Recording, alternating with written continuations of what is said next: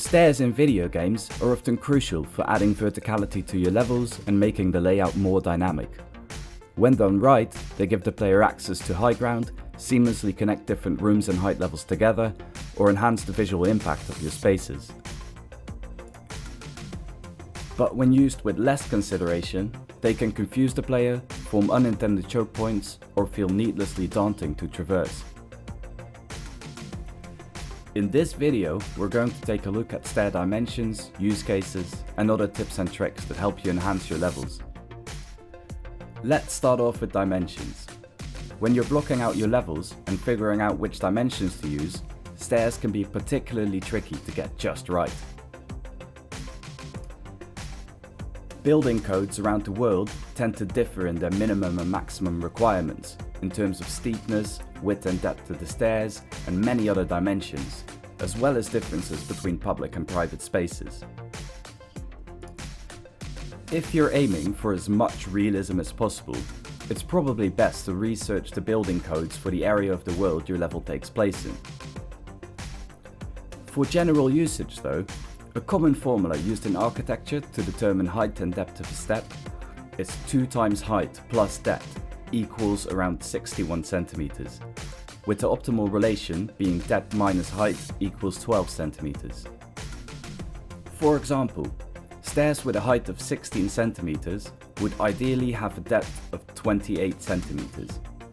Whenever you find yourself in the position of needing to block out stairs, these are not exact measurements that you have to live by, but make for a decent reference. But at the very least, 45-degree stairs are too steep.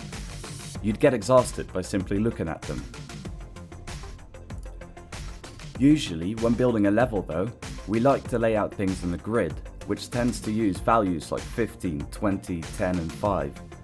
So often, it's best to round off your numbers to whatever you're using for your grid, or to make sure the stairs as a whole fit on the grid and snap with other assets that you are using. And always keep testing your blockouts and values to see if the player can move through the environment in a fluid fashion, and if everything still looks proportional. This just tends to be a lot of trial and error and adjustment. When placing your stairs, a good thing to keep in mind is that stairs generally don't lead straight up to a doorway, but have a little plateau leading up to it, which is called a landing. Without a landing, it doesn't only feel strange, but when approaching the door from the other side, the player might be caught off guard by the sudden drop.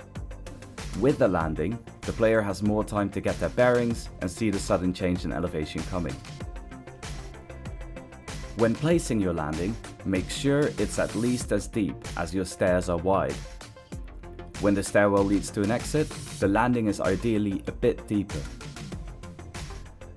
And how many steps in your staircase is the correct number of steps? Generally, 12 consecutive steps are used in general access stairs, where 16 steps are acceptable for utility stairs like fire escapes. When you need the stairs to go higher, you might want to add some landings in between to break things up. You absolutely can go higher than 16 consecutive steps. Just be aware that at this point, you're making an active design statement.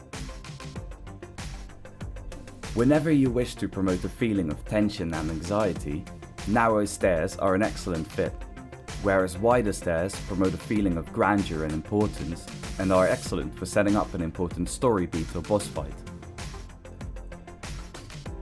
Whenever you want to make sure a certain set of stairs doesn't get missed, you can make them poke out a bit to announce their existence to the player. Spiral staircases might look really cool, but tend to be disorienting and nauseating both in real life and in game. At the very least, add some landings that serve to let the player get their bearings and that can double as a neat vantage point. And finally, a common mistake is to use stairs only as a threshold, as a crossing into a next room or area.